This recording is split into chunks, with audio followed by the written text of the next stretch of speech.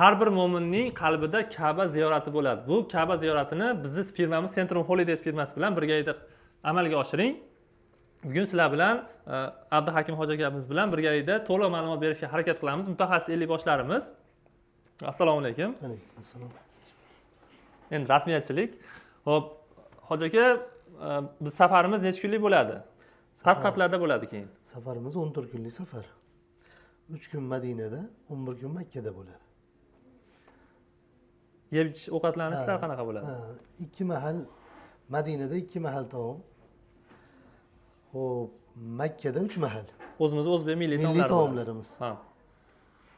O'zimiz povur akalarimiz xizmatda turishadi. Albatta. Xo'p, gostinitsa oraliq masofasi qanaqa bo'ladi? Gostinitsa oraliq masofamiz endi Madinada 200 metr, 300 metr atrofida. Makkada 1,5 kilometr atrofida. 1,5 atrofida, 1,5 kilometr atrofida bo'ladi. Avtobuslar bo'ladi doimiy. Orasi 3 minut, 5 minutdan avtobuslar qatnovi bo'ladi. Qiynalishmasdan 24 soat. Borib kelsa bo'ladi. Hech qanaqa qiyinchilik yo'q. Xo'p, ziyorat, sayohat, ibodatlar qanaqa bo'ladi?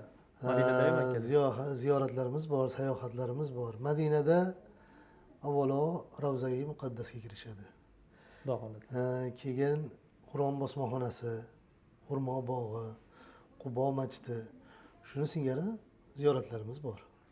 Makkadachi? Makkada qanaqalari bo'ladi? Makkada Qizil dengizga boriladi. Arafot tog'iga, Nur tog'iga, Muzdalifa. Bo'ladi. Shunaqa sayohatlarimiz bor. Toyif shahri va Qizil dengizga ham Toyif sayohatlar shahri, bo'ladi. Qizil dengiz bor. Toyif shahrida endi miqotdan tashqariga chiqib qaytib kiriladi. O'shanda yana bir niyat qilib ehromga kirilsa, ikkinchi marta umraga sharoit bo'ladi.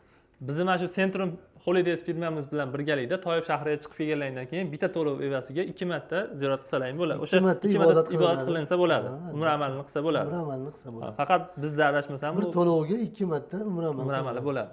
Hop, bu bizni firmamizdan endi beriladigan bepul sovg'alar. Bitta o'sha to'lov evasiga qanaqa sovg'alar bor? Sovg'alarimiz endi mana bu aeroportda $150, $200 sotiladi. 150 ming so'm, 150 ming so'm, 200 ming so'mga sotiladi. Atrofida. Atrofida sotiladi. Lekin buni sovg'a darajasida berilyapti. Mana shuni beriladi mana. 150 ming so'm, 200 ming so'm turadi.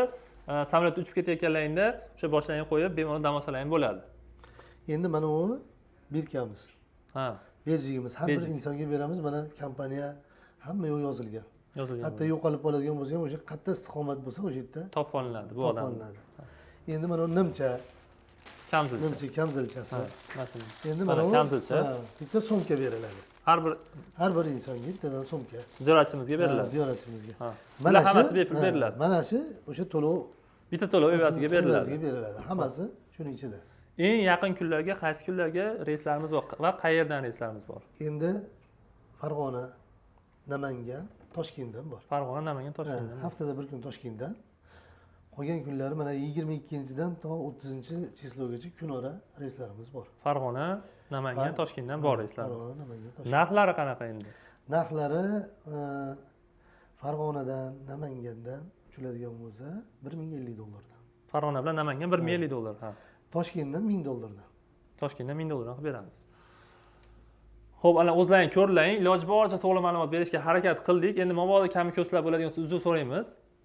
Video kommentariyasiga savollaring bo'lsa yozib ketinglar, javob berishga harakat qilamiz. Bundan tashqari misol uchun haligi yosh katta ukalarimiz, haligi yosh katta ota-onalari bo'ladigan bo'lsa, oyoqlari og'risa, unga aravacha olishadigan bo'lsa, Farg'onadan olishgani ma'qulmi yoki ag'dab beriladimi? Qanaqa bo'ladi tartibi? Endi mana yo'lda mana qiynalishadigan bo'lsa, o'zlari olsa ham sharoit bor. Bo'laveradi.